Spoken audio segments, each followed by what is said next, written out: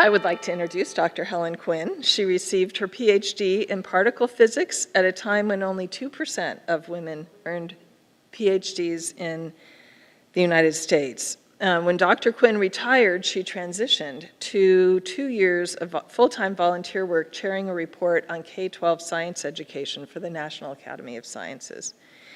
And she continues to volunteer, mostly in science education, saying it is a way to a way to continue my work as a scientist, thinking about how science should be taught and learned. We are honored to have her speak today. Thank you so much, Helen. And please save your questions till the end, like I said, and join us afterwards. So, Dr. Helen Quinn.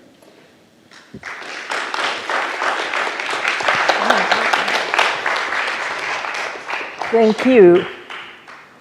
And I hope I have this the right way up. Yes. So I'm going to start with where I come from, which some of you can possibly still hear it in my accent, is Australia. And this is my family in the living room of our house in Mitcham, which is a suburb of Melbourne. Things to notice. 1, I have 3 brothers. So I grew up arguing with the boys, which was quite important to have a career in a field where I was and my father loved to foment discussion around the dinner table. And also you can see I'm sitting sharing the magazine with him. I was definitely my father's favorite. To one moment, this was actually in California, he brought home somebody from work and the man walked into the house and he looked around and he said, "Oh, you have sons too." And I just hope my brothers hadn't heard it. So this is, I have 1 older brother, 2 younger brothers. My father was an engineer. My mother was a dietitian, but neither of them had college degrees. And my father was an inventor and eventually was recruited. He started an Australian branch of a company and then he was recruited to come to the branch which was in San Bruno. The company no longer exists. It was called Vacublast. It made equipment for sandblasting and cleaning of surfaces. And he was recruited to come and bring his family. And that's how we finished up coming, although the company was very clever. They offered to pay our fares to the US, and in 3 years' time, any member of the family who wanted to go home, they'd pay the fare home. And so we all said, what can we lose? We'll come to the US. And of course, we all stayed. So that's how I got to the US at a strange time, because I had 2 years at Melbourne University, and that's not usually when you transfer. I got a book, and I looked up what universities were close to San Bruno, and I found Stanford and Berkeley. Those were the only ones in the book, so I applied to those 2. The first day I was here, I went to Berkeley, and the second day to Stanford. And Stanford was more generous about giving me credit for what I'd done before. So I finished up at Stanford. In January of 1962, Stanford also gave me a year of credit for my last year of high school in Australia. So I arrived at Stanford with 3 years of credit and no major. And I had to find a major I could complete as quickly as possible. And the reason I'm a physicist is they sent me to somebody in the physics department who was extremely generous about credit for what I'd done. He said, if you think you know it, I'll say you've taken it. And, and you just go audit courses this quarter and figure out where you fit. And with that, I was able to finish a physics degree in 1 year and 1 quarter. And it was kind of a strange year because I was mostly taking freshman general studies requirements, of which there are none in the Australian system, and graduate level physics and math courses. So it was a funny mixture. I was half graduate student and half freshman. But I did get my bachelor's degree, and then I applied to graduate school. My undergraduate advisor said, you know, graduate schools are often reluctant to accept women because they get married and one thing or another, they don't finish. But I don't think we need to worry about that for you. I sat there thinking, did he hear what he just said? But I think he intended it as a compliment, I'm not sure. But in fact, Stanford was the only graduate school that admitted me. They were the one that knew me. I wrote to Princeton. I got back a letter addressed to Mr. Helen Quinn saying, we do not normally admit women. And what I found out later is the only women they admitted at that time were wives of faculty members. So this was the way it worked in those times. And so this is a plot. The blue curve is men and the red curve is women. Percentages, I don't know if you can read the scale. The lowest line is 200, 400 a year. So it's 1,400 men to about 50 women in 1972, and I got my PhD in 67, so it was even less. And in my class entering Stanford, there were 2 women, but one of them lasted about 3 months and then left. So I was really the only woman in most of my classes. And Dan was in some of my classes. That's how we met. But that's... Dan says he was lucky because the percentages were not in his favor. Anyway, so I have a career at a time when there were few women. I credit a lot of my survival to the training I got from my father as to how to argue with the boys and to just being really pig-headed so that I don't give up easily. And so I made a career in this area. I'm going to talk about what we call the standard model of physics because that's what my career is about. And I would say a theory has 3 stages. It starts off with bits and pieces that some people are working on, but nobody else pays any attention to. It starts off with new ideas that gradually get accepted in the field. So there's a prehistory. There's a time when it starts to emerge and take over and some really solid step forwards happen. And then there's a whole period where it's being tested and consolidated and possibly revised a little to fit new data. And that's the story. For the standard model, I would say prehistory was the 50s and the 60s. The emergence, I date starting from 1967. You could say 64, but it doesn't really matter. You get to, by 76, it was taking over the field. So that was a very exciting time to be doing physics. And I got my PhD in 67, so this was a very lucky time to be doing things. It's easy to do new things when there's a new theory. There's lots of easy problems that haven't been worked on yet. So it's a huge opportunity to be young in the field. And nobody knows any more than the young people do. So it's a great time to enter a field, and I was very lucky in that way. Okay, so as I said this already, PhD 67.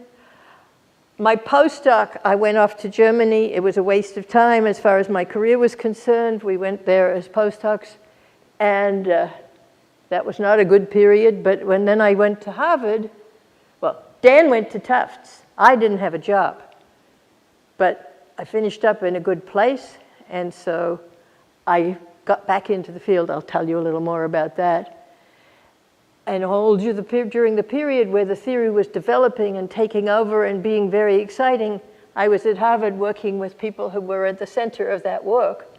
So that was a great opportunity. And then I came back to SLAC most of the rest of my career, which I won't talk about a lot. If you want to know the later part of my career, you can buy a book and stuff I was working on later in my career. But as I said, when the new theory emerges, there are no experts. Everybody has a chance to contribute. So I'll tell you a little bit about what's going on here. The standard model is a theory that explains the particles and their interactions. So what interactions? Not gravity. We leave that out. We'll come to that later. Electromagnetism. In the 60s, that was pretty well understood. We had a good quantum theory of electromagnetism. It was working. It gave high precision predictions. Weak interactions. The weak interactions is something we have to put into the theory to explain that neutrons decay if they're all by themselves, and only certain nuclei with roughly equal numbers of protons and neutrons are stable. All the rest decay, and many of them by the weak interactions. So that process had to be explained, and we had to make up a theory. We had a theory. If we treated it approximately, it gave a pretty good answer. If you tried to do anything more than the first approximation, it said everything breaks down. You need an infinite number of parameters to describe the theory, and an infinite number of parameters predicts nothing. So it was not a very strong theory, but we had an idea of what it was.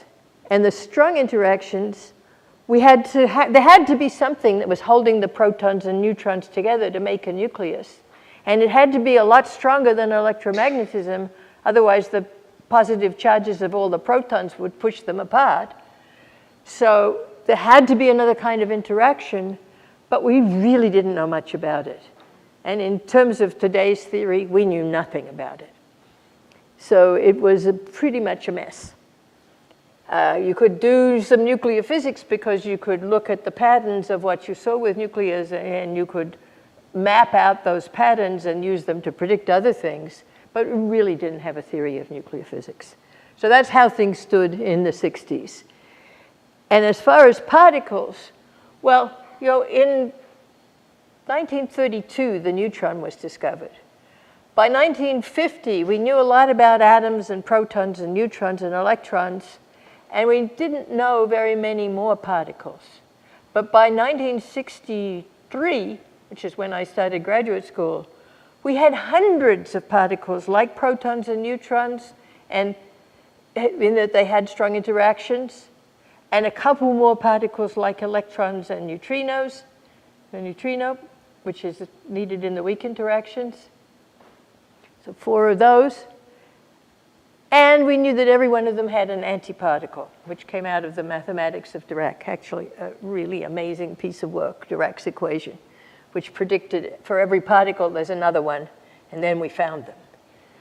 So that mathematics can do that is something absolutely amazing about physics theories. 1964, Gell-Mann and Zeeman said, oh, we can explain all of these many, many hundred particles if we say that all the strong interacting particles are made of something else called a quark. Gell-Mann took the name actually from James Joyce. And somewhere it says 3 quarks for Mr. Mark. And there are 3 quarks, or at least the primary structure of a proton is 3 quarks. But you had to assign to the quarks a charge, which is a fraction of the charge of a proton, or a fraction of the charge of an electron. A proton and an electron have a plus and a minus equal and opposite charges. And you had to, nobody had ever seen fractions of that charge. So it seemed a little strange to say things are made of particles, but we can't see them. We've never been able to see them. So people did 2 things. They started looking for fractional charges, and they kept not finding them, except a few people who made rather specious results that thought they saw them for a while. And the other thing is, they kept doing the experiments to say, can we explain that you could have something that's in the proton but can't get out? We didn't have a theory that did that. We needed a theory to explain how something could be inside the proton but never be seen outside it. And that's what the Standard Model does for us. It explains that mystery. But most particle physicists, most nuclear physicists, most people thinking about the strong interactions paid very little attention to quarks. There was just a small group, and it turns out I was at Stanford, and my thesis advisor was one of them, so that's another case of being in the right place, who was really taking this idea seriously. So 64, they were doing experiments. This is my thesis advisor, BJ, we called him. He was professor at SLAC, and he was really ahead of his time in thinking about what's inside the protons and neutrons and how could we understand it.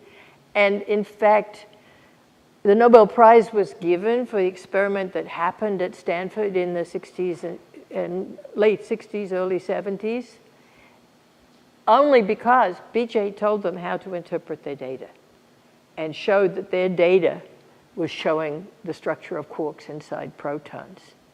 But again, most of the world was not listening. And it took until 1990 for that Nobel Prize to be awarded. By that time, all the world was listening.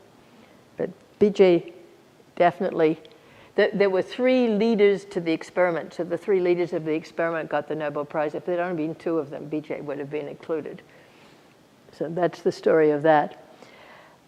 In fact, he showed me the data from the experiment in 1966 or 67, I don't remember when. And he told me what it was saying. And I could understand what he was telling me, but I couldn't understand how the data was telling that. So I sort of nodded my head and said yes, but it took a while for the world to understand. There's a piece, the thing I was working on, my thesis was a technology, a way of calculating that was called current algebra. Now, we started current algebra by saying, let's assume that we have this algebra for the way the currents of quarks interact with one another and with electrons. We can justify that assumption if we assume there are quarks inside protons and neutrons, and if we assume the quarks behave as if they're free when you hit them very hard. Neither of those things made sense. So we derived the algebra, threw away the quarks, and said, we're just doing current algebra. And then we could do some things that made sense. And I did a current algebra study on the weak interactions following BJ's work. That was my thesis. And then 67 to 76, we're talking about the emergence of the theory. Here, a key player was also a very important mentor and supporter of my career, Steve Weinberg, Nobel Prize winner for the theory that he wrote in 1967, together with 2 others, for the big theory of weak interactions in the Standard Model. Except he wrote the theory only as a theory for electrons and muons and neutrinos. He didn't include the quarks, because if you included the quarks, it went all wrong and made bad predictions. So nobody cited this theory between 1967, I mean, maybe there's 2 citations in the literature over those 3 years, and 1970. In 1970, well, I'm telling you, why no hadrons? Because they just didn't work.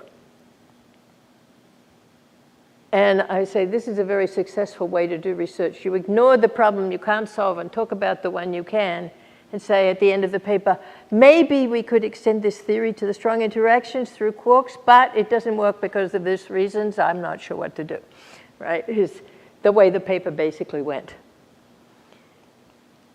In 1972, critical things happened. One is Shelley Glashow, who was at Harvard, and his friend John Iliopoulos from France, and I'm blocking on Mayani's first name, but he was Italian, so a very international Greek, American, Italian collaboration, Greek-French, said, well, if we had a 4th quark, which doesn't make any sense because none of the particles had this 4th quark, but if we had a 4th one and it had these properties, then we could make Weinberg's theory work for quarks as well as for protons and neutrons, and that would make sense. Actually, BJ, together with Glashow, had previously suggested there might be a 4th quark for much weaker reasons, and everybody had just ignored it. This paper, some of us, like all the group at Harvard, were saying, yeah, this is the way it has to be. There has to be that 4th quark, but wasn't all that popular. The other contribution is much more technical. 2 Dutch physicists, Gerard de 't Hooft and Martinus Weltzman, developed a new calculational tool to fix a problem. One of the reasons Weinberg's theory was ignored is you couldn't do the calculations in it any better than you could in the older theory until we had this idea from 't Hooft and Veltman. So 't Hooft and Veltman's paper came out towards the end of 1970. As I say, meanwhile, my career was going nowhere. I went to Germany. When we got Dan and I wanted to go to Europe for our postdocs. So we applied, and we got a telegram from Daisy. It said, applications accepted, letter follows. And foolishly, because we were young and foolish, we turned down all our other offers, including one in England, to go to Daisy, because Dan had been an exchange student in Germany, and he thought it would be really fun to go back to Germany. And I said, why not? So we went to Germany, or we were ready to go to Germany, but the letter didn't come and didn't come and didn't come because they sent it by sea mail. So 6 weeks later, we got the letter. It was addressed to Dan. It offered him a job and a salary. And then it said, as long as your wife works for us too, we will increase your combined family salary too. And the difference was less than half of what they offered him. And we had no choice. And they never mentioned her at all? It didn't have my name in the letter, right? It just said, as long as your wife works for us too. And we said, well, we're going anyway. But later we found out there was some strange logic behind that. At that time, because the exchange rate to German marks wasn't very good, they paid Americans more than they paid Germans for a postdoc at this German lab. And they offered Dan an American salary and me the difference between that and 2 German salaries, because they didn't think we needed 2 American salaries. Second year I was there, they paid me a full German salary. When I arrived, the professor who was the head of the theory group greeted me and said, we're not really paying you, so you don't really have to work. And then he sat me down and he said, as a first order approximation, this is physics joke, everybody here does what they chooses. But there's a perturbation on that. There are certain things which must be done. And he wrote a list of problems on the board which must be done. Now, here am I, young, fresh PhD. And I said, okay, he's telling me I have to do one of these problems. None of them look very interesting to me. Which one do I pick? And I wasted a year trying to work with him on one of those problems. And we never saw eye to eye, and we never got anywhere. Because actually, I can say now, he was totally wrong. So it wasn't a very good year for me, and the next year wasn't a whole lot better. But Dan got a job offer in Boston, and I said, well, if there's any city in the country where there ought to be a second job, it's Boston, because there's many universities in the Boston area. Accept it. And he accepted it, and I didn't get a job. So we took a trip around the world and arrived in Boston, and by the time we got to Boston, I was pregnant, right? But I didn't have a job. I took education courses at Tufts and did student teaching in a high school, thinking maybe I'll be a high school physics teacher. But this is the one thing I did while I was in Germany that was worth doing. I went to a summer school. We both went to a summer school in Sicily. We drove from Hamburg down to Naples and took our car on the ferry across to Sicily. And at that summer school, I met professors from Harvard who were the lecturers at that summer school. And those people became very important to my coming back into physics and to my career. So it was a good thing that I went to the summer school. That's pictures taken in Venice on the way back from the summer school. Okay. Then, as I said, I took the education courses in December. I was walking in Harvard Square, and I ran into somebody, Joel Primack, who's now at Santa Cruz, who was a fellow graduate student a year or so behind us, in fact, at Stanford. And he said, you know, you should come and visit us at Harvard. He was a junior fellow at Harvard, which is a fancy postdoc. And because some interesting things are happening in particle physics. Come talk to us. And I had already realized that although I really enjoyed working with the kids, I really didn't want to spend the rest of my life in an American high school. And so I went to talk to him, And Shelley Glashow, who was one of the professors I'd met at Eriche, said, well, if you want to work here, I'm going on sabbatical next term, so you can have my office, which is a luxurious professor's office with an oriental rug on the floor. And then I shared it with my baby because she was born the next March. And I came back and worked with Joel and with Tom Applequist. I'll talk about the paper on the next thing. And that's how I got back into physics. And by March, when our baby was born, I was enough back into physics that Sidney Coleman offered me a postdoc at Harvard for the next year. So those two professors I'd met in Eriche were what got me back into physics. I was lucky. And as I said, using Tuft and Veltman's method, Tom Applequist, Joel Premack, and I did the first precision calculation in this new theory Weinberg had written and showed it worked better than the old theory. It really could be a predictive theory. It didn't need an infinite number of parameters, or it probably didn't. The formal proof that it really didn't came the next year. But this paper was a big step in the new theory. In fact, so much so we went to MIT to visit Steve Weinberg, and he was so excited he invited us to his home for a glass of sherry to celebrate the result that we had gotten. So I know it really mattered to him because he had given that problem to one of his graduate students, and they had found they didn't know how to do it because they were trying to do it before there was this new method, and it didn't work.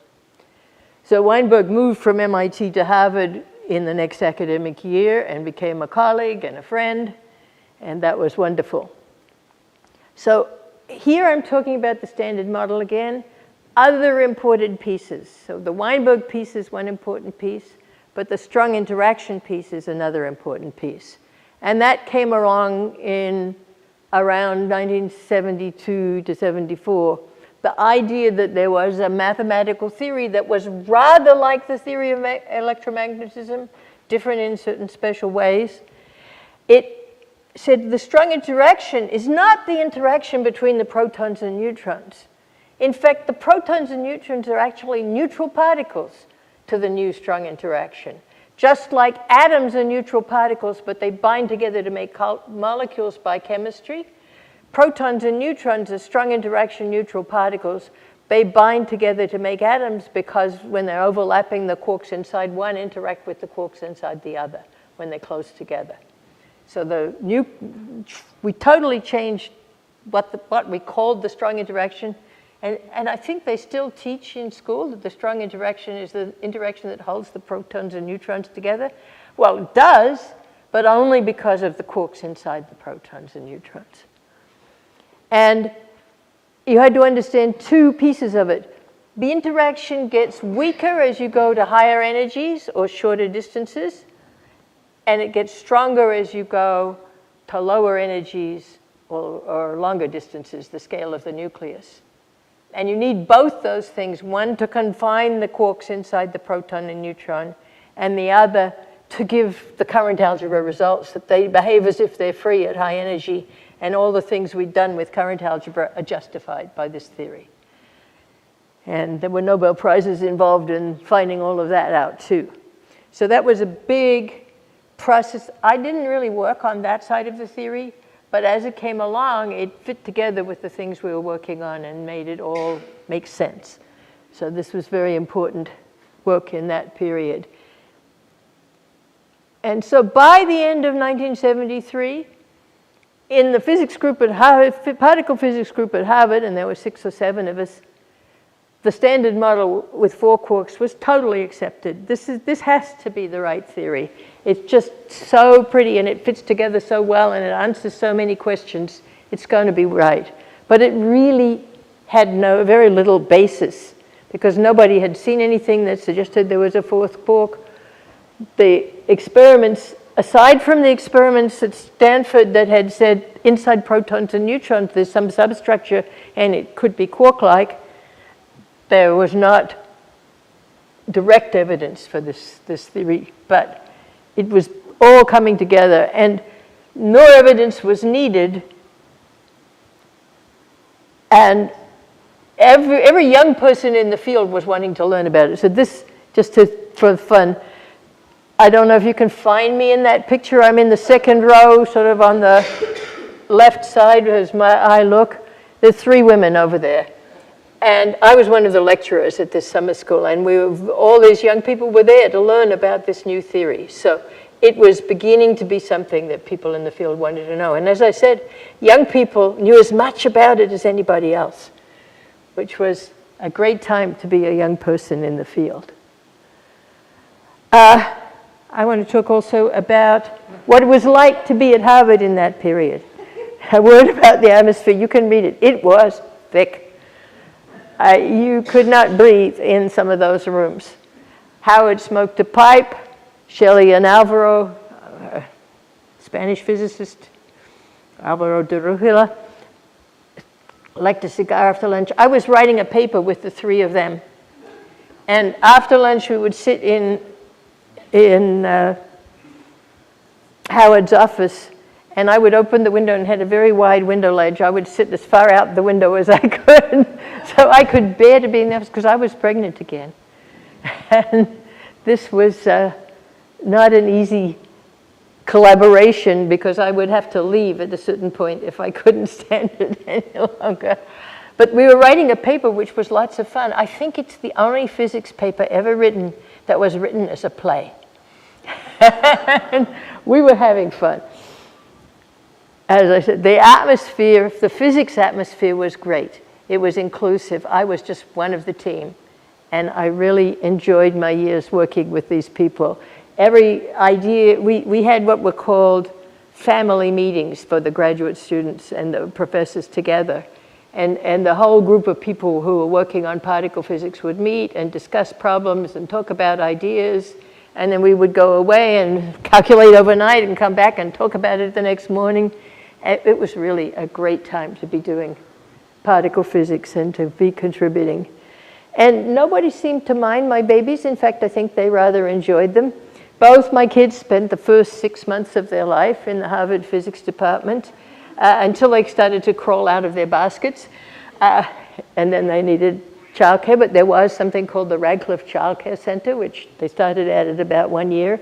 So it was a good time in many ways and a good place for me to be, aside from the smoke, which, we forget how much we lived surrounded by smoke if you didn't live in it, but it was just amazing. This is me and the 2 kids in Somerville in 1975. That's a 1-year-old and a 4-year-old.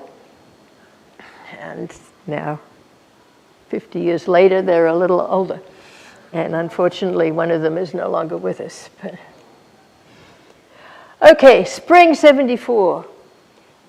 So I just put this in because it's, again, an indication of what it was like. We were talking about particles made of this 4th quark and an antiquark, so charm and anticharm. And there should be these particles, they should behave this way, you should be able to see them in these experiments. It's a paper that was written actually by Appelquist and Politzer. But I was in the office when they were working on it and talking about it. I was actually doing some of the calculations, talking with them about it. And Shelley and Alvaro and Howard came by to go to lunch. And Shelley listened for a while and he said, "You mean to say I'm in a room full of people, all of whom believe in charm?" And there were 6 of us. Well, 1974 November, so that was 1974 summer, 1974 November, the predicted particles were found.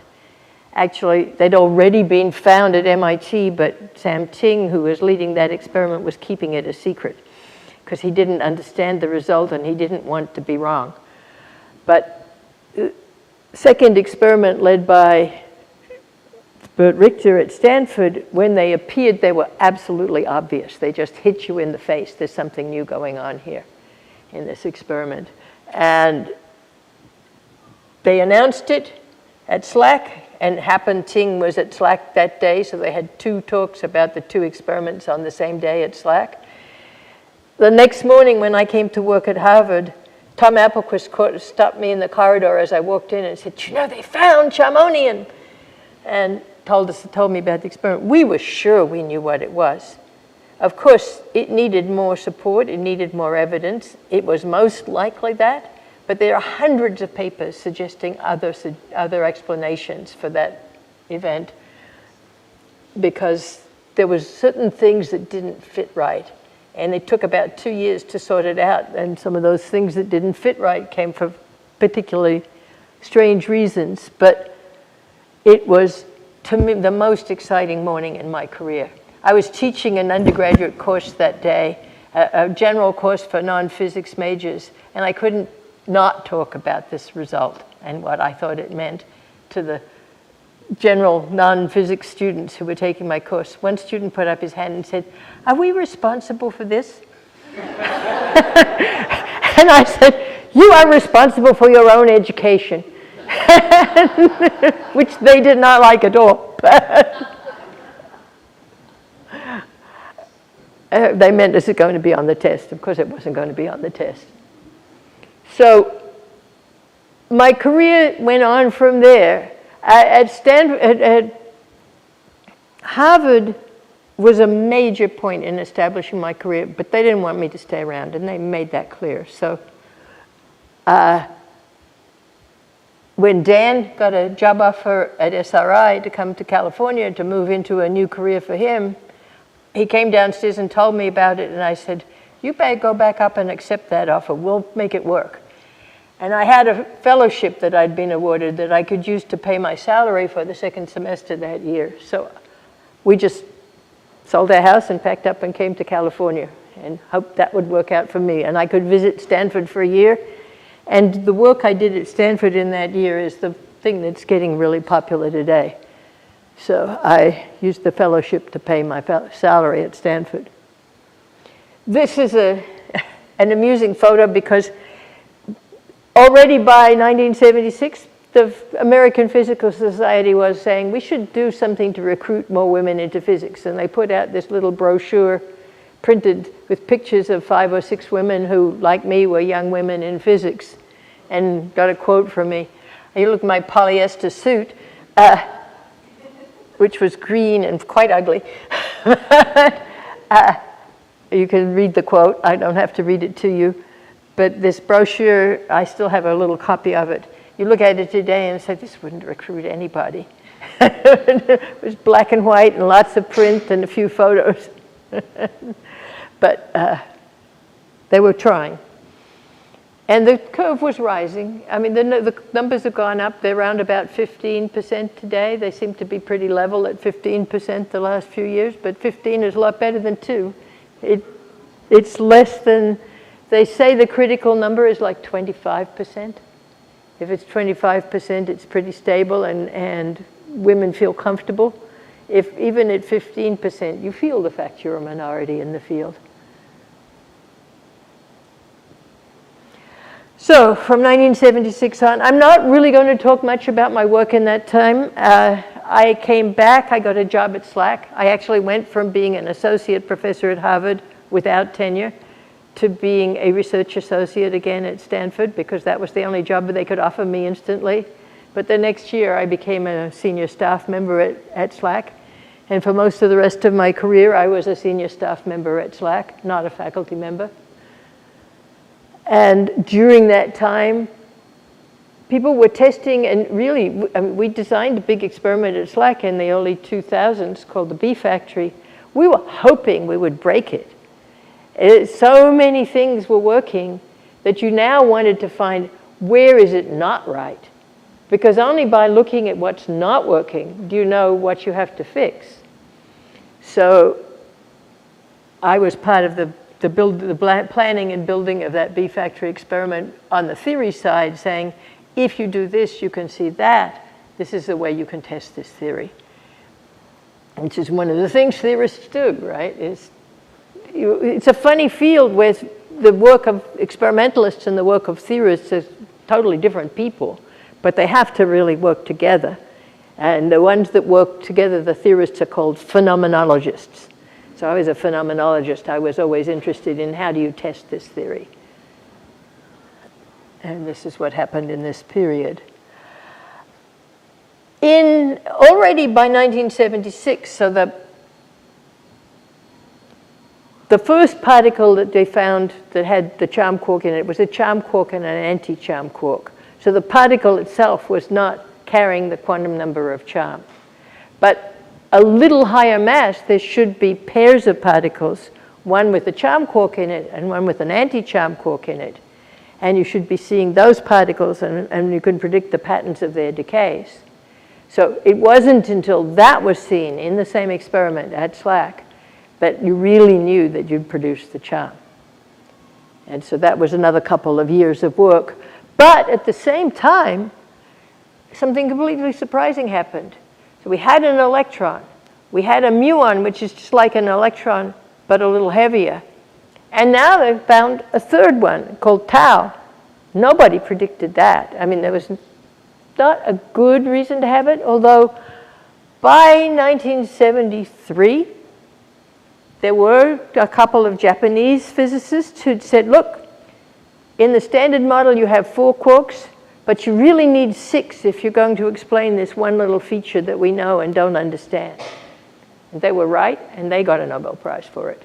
So this was the beginning of the third set of particles, a third set of electron-like particles, and a third set of quarks was found as part of this establishment and testing of the theory. So it went from a standard model of 4 quarks to a standard model of 6 quarks. And the other thing that has changed since then, the surprise here I'm talking about is the tau particle. It's what messed up the interpretation of the early experiments, why it wasn't obvious that the charmonium particle was indeed charmonium. Because until you were also producing something new, something else new, and the decays of the tau particle, which can decay into hadrons, strongly interacting particles, were confusing the interpretation of what was going on just above the charmonium energy.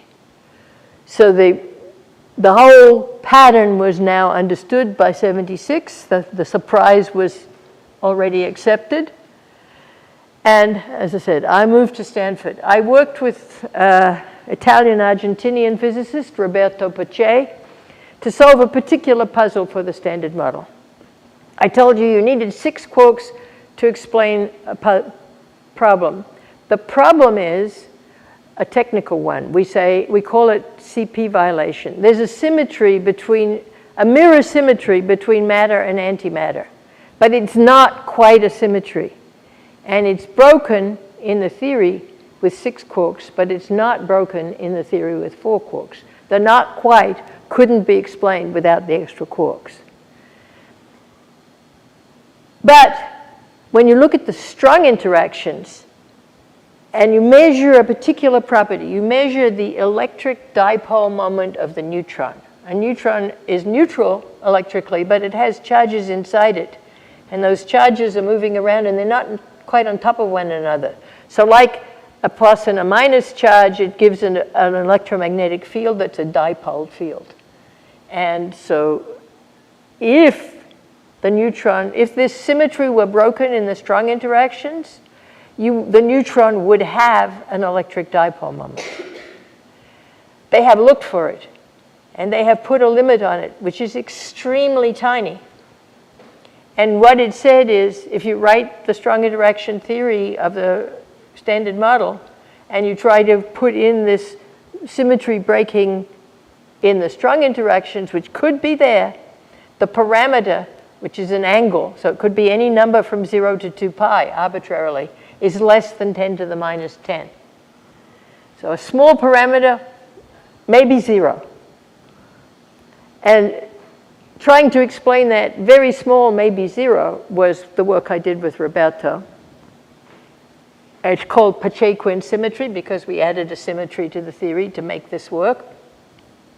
But the interesting part about it was that it suggests another particle, which today a lot of people are looking for because it possibly is an explanation of dark matter. And we don't know, we know there's dark matter out there, but we don't know what it is. And so people are very interested in discovering, could it be axions? They actually ignored that. That answer was a possible answer in the 70s, but wasn't so popular then. In fact, this is an unusual graph. This is the citation history of that paper. You'll see at the beginning it gets a few citations. Again, you probably can't read the scale. The lines are 100, 200, 300, 400, 500 citations per year. So it's getting maybe as many as 80, more like 50 most years. It's going along. And then something happens around 2010 and the interest in this paper goes up. What happened was the other particle people thought was dark matter, could possibly be dark matter, was essentially ruled out. And so everybody who had been only paying attention to that opportunity saw this one and started writing papers and talking about this theory. So I'm getting more citations today than I ever did during my career per year for this paper. And they're very interesting and in fact, this is, I'll go back and stay with this. But the other thing about this year's Nobel Prize in Physics is for a detector, it's for large-scale quantum applications. One of those large-scale quantum applications is a device called a SQUID. SQUID stands for Superconducting Quantum Interference Device. It's a very, very, very sensitive sensor for changes in electric and magnetic fields, among other things. And the experiments that are looking for this particle called the axion depend on those devices. So that's an interesting link to people getting recognized today. So from 77 to 2003, I was a staff scientist at SAC. I fully participated in the work of the theory group. I was very much part of the planning and leadership of the bee factory. I led together with one English experimentalist, I led an international series of workshops to plan for that experiment that did all the work. So I was very much part of the community of particle physics, but I was not a faculty member. So I didn't have graduate students. I did run summer programs for physics teachers and also a summer program for undergraduates from all around the country who came to do a summer internship at SLAC. And this is a picture of me around 77 in the middle of that period, just to give an idea of what my blackboard looked like in my office. It was a good place to be too. And I enjoyed it, but I didn't have status in the university. And another thing, because I was working with the high school teachers said, we need a poster for the high school classroom for this new theory.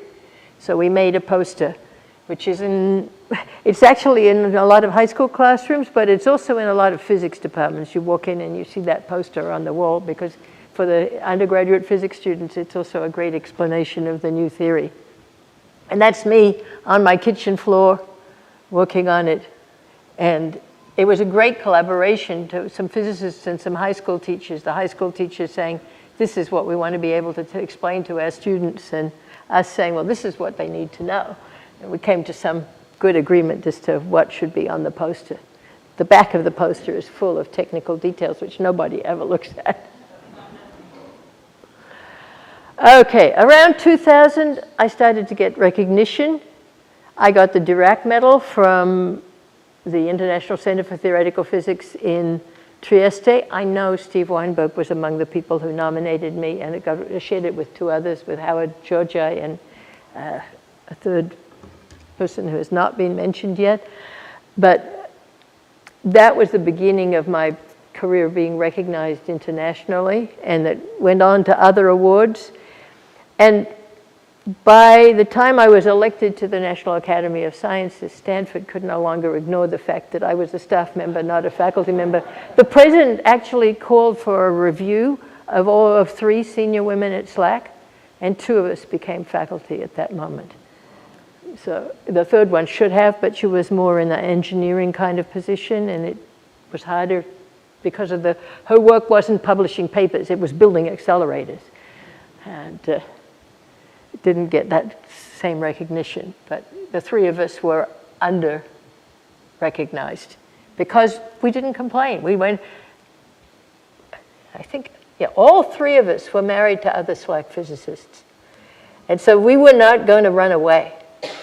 Well, Dan was not a SLAC physicist, but he had a good job in this area. But the other two were married to other SLAC physicists. So it was easy to keep us, and none of us had pushed.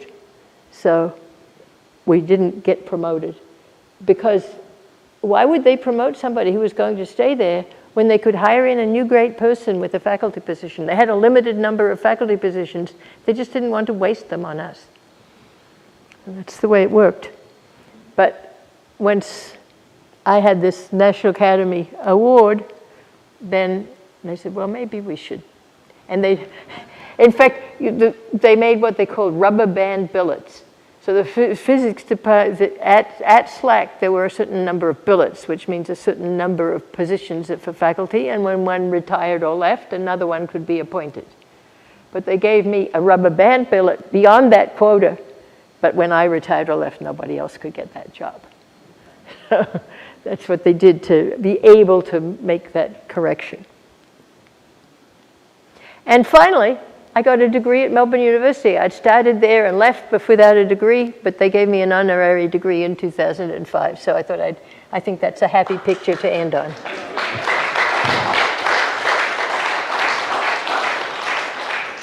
And I really wasn't watching the time, so I hope I didn't run over too far. No, but that was a cheer of enthusiasm. Let me get the microphone. It's here. Here's the microphone. Oh, do you want to use this one or that one? Okay. We'll start. Someone would give me a microphone. Okay, thanks, Tricia. Helen, that was wonderful.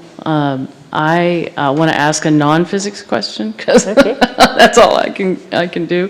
So that graph you showed towards the beginning that had the numbers of male and female physicists. Yeah, we can go back. If we wanted to get the number of women up closer to where the men are, even way past 25%, let's dream big and say 50-50, what structural things would need to change in education, in how things are run? I think it's really difficult to see what needs to change. So I'll tell you another story. There were years ago, I was discussing exactly this question with a group of physicists at dinner one night. There were 3 men at the table, and they were all saying, why are there so few women in physics? And I said, we talked about, the way schools encourage boys into the sciences more than girls, et cetera, which is not so true today, but it's still, back then it was. And then the conversation went on, and we started talking about the exploratorium. And one of the men said, oh yes, I've heard that's a great place. I must take Peter to it. And I said, that's the reason there are so few women in physics. And I said, and he still didn't know what I was talking about. I said, you have a daughter too. And then we talked about it, and Peter got a chemistry set and Maria got a weaving loom for Christmas. Right? It's so ingrained in our society that these are the interests for boys and these are the interests for girls, that we do it without even thinking about it. And how we, and you really can't change it by saying, oh, no, I'm going to give my girl this. Because there's a lot of other girls getting the pink and the frills and whatever else it is that is expected of girls. So it's hard for a girl to say, no, I'm interested in these other things. They're interesting to me. And I think the fact that my father treated me just like my brothers and was excited when I understood things that he explained, and would spend a long car drive telling me how airplanes fly because I asked, helped a lot. So I think parental influence is a big piece of it. There's also simply societal influence in terms of who is pushed to take the hard math courses, who is pushed to be challenged in that direction. It's not that girls don't do it or don't get interested in it. In fact, the statistics show that in all girls' schools, the girls do just as well as the boys. In fact, that's true. The statistics show that if you're looking at middle school girls, there's a lot of drop-off of interest. And the girls will say, I'm no good at math, at the same level of performance where the boys will say, I'm very good at math. And it's partly girls are socialized to be perfect, and boys are allowed to be a little bit wrong. And when you do math, you're always a little bit wrong. You can't be perfect. So you have to be able to accept the negative message of being wrong sometimes and say, being wrong, I'm learning something, rather than being wrong means I'm stupid. And teaching that, it's now that people talk about mindset and how you can, teaching the girls to have that mindset that they can be wrong at math, and it's not that they're bad people. It's that they're just not quite got this particular kind of problem, and they have some things to learn by being wrong. So failing forward is something we need to teach, and we need to teach it to girls as well as boys. And in fact, in play, that's what we expect from boys, but not so much from girls. So I think it's very subtle and not obvious, but I think it is, society is moving in that direction, I hope more broadly. But certainly, if you look in schools today, the percentage of girls in physics classes is equal to the boys in high school. But what Angela was talking about, the statistics show that if you look at performance of kids in schools, the order goes girls in all girls schools, boys in mixed gender schools, girls in mixed gender schools, boys in single gender schools. Interesting. And it makes you understand why if you think about it. Okay, one more question. And I went to all girls schools when I was in high school. Actually, two questions. First, are we going to be responsible for this material? No. Okay. I know you've been retired for a little bit of time, but do you have observations on how AI might be affecting physics research, including could it be surfacing more frequently and easily the research that you did that also contributes to the, I don't think that's the reason for the graph, no. Yeah. but you know, physicists have been using neural nets in data analysis for a long time. Started in the early 2000s. So they've been using AI for very specific purposes already for some time. And it certainly has a role to play in science in general, in basically cutting down the need to do experiments that won't be productive. Because you can test, for example, in the period where people were looking very quickly to develop some kinds of AIDS treatments, not AIDS, I'm sorry, COVID treatments. They were doing, the national labs were all coordinating and searching for the right shapes in chemical structures. You can search through a much bigger sample with AI than you could in any other way. So that kind of use of AI in science is already there and just getting better and better. Right? So it certainly will be there. I don't think it will ever replace the scientists because it will never have an original thought. And that's important to do science. So you mentioned dark matter, and I've always found it interesting relationship between particle physics and astrophysics. And maybe you would talk a little bit about your book. Yes. So this book is called The Mystery of the Missing Antimatter. And it is written with an Israeli colleague. It's published in 2008, so it's not completely up to date, but it's still pretty good. And the review said something like, difficult but worth it. So it's not a popular book in the sense that it tries to dumb things down. It really tries to explain to you how physicists think about the problem and what's going on. The question is, what we know today from everything we know about cosmology, after the Big Bang, immediately after the Big Bang, there were equal amounts of matter and antimatter in the universe. Today, that's clearly not true, or we wouldn't be here, right? Because there's a lot of extra matter, and it makes stars, and it makes planets, and it makes us. So how did the matter and antimatter get out of balance in the history of the universe? Well, that takes some difference in the laws of physics for matter and antimatter to happen. So this investigation we were doing into the differences in the laws of physics for matter and antimatter, when we wrote this book, we were hoping we'd find more differences. It hasn't been so yet. So that's still an open question, and it's something people are studying today. So San Mateo County Library has this book, Okay. but I have a hold on it first. We've got two people wanting a question, maybe those last two, and then we'll go break, and you can talk to me afterwards. The only reason why I have the credentials to stand up here is I did try and read that book. Looking back, and I still don't understand, but I did have a question that I was able to formulate, which is charm quarks and anti-charm quarks. We were first seen in slag, and now there's 6 quarks. Okay? Yes. I'm trying. 3 sets of 3 groups. Now that's where I... 3 sets of 2. Oh, 3 sets of 2. Okay. Yes. So there's up and down, charm and strange, top and bottom. Oh, much better. Okay. You have to look at the chart. The tau particle is then accepted, is that right? Yes. And that's a TAU? That's not a quark. That's a lepton.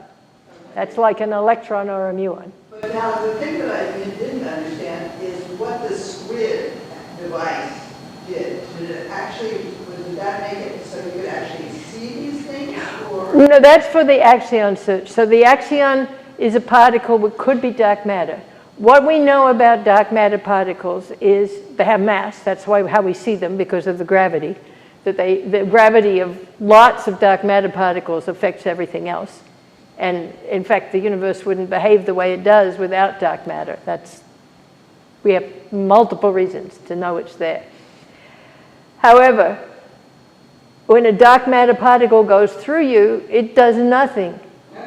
So dark matter particles are going through us all the time, but we can't detect them because they don't do very much in interacting with us. They just go straight through as if we weren't there, right? So you have to put something there that can see them going through.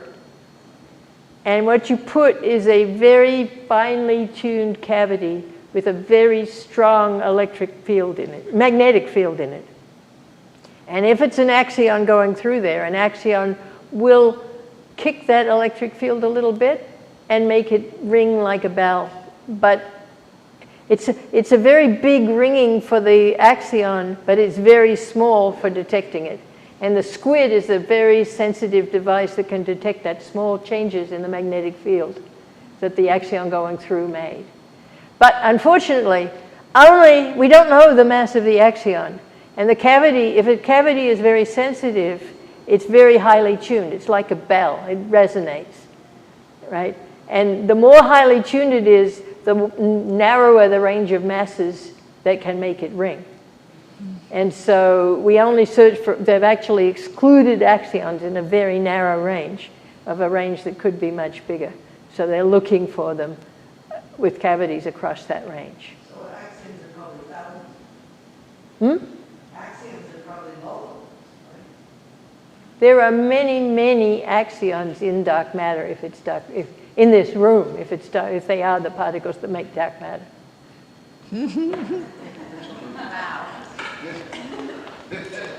But nobody's ever seen one. That leads well into my question, which is more of asking about equipment in particle physics in general.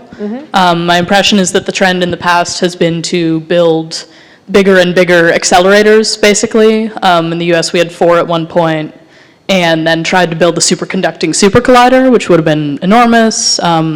Europe's collider is scheduled to get an upgrade that'll make it even larger. Do you think the general trend for the whole field is to build larger and larger atom smashers to get better readings on how that happens, or to go smaller with stuff like the squids? Well, it depends what you're looking for. Ideally, one needs both to search all the. I mean, when you have a big puzzle, the more pieces of evidence you have for what's the answer to the puzzle, the better you can solve the puzzle. And so, traditionally, we have found a lot of evidence by doing high-energy experiments. The problem is, of course, bigger is more expensive. And so it's hard to see that you can go very far, much further than the ones that are on the books already as proposed and maybe someday being built, right? So in a sense, people have said, well, how can we, without building bigger accelerators, how can we get there? And that's where the small and very highly, very sensitive, but those experiments have to have a prediction to be looking for, right? They have to be, they can't do general searches. They're looking for something very specific. And so the payoff isn't great, right? It's great if you find something, but you spend a lot of, I mean, the people who have been doing axion searches for 30 years have been working very hard and got their experiment more and more sensitive, and they've only in the last couple of years got to the point where their detector could see them if they were at the mass, a particular mass. So it's very hard, very painstaking work, and it's a little bit of a gamble because you have to say, okay, there's this range of things, and I can only look here, or I'm looking for very indirect evidence, and you have to be sure that there's nothing else that could give you that effect you're looking for could not be given to you by any other cause than the one you're looking for.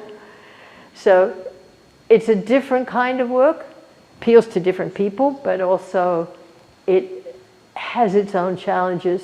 And it's much harder to get funded for something where you say, I'm going to look here, and it might be here, but it might be there.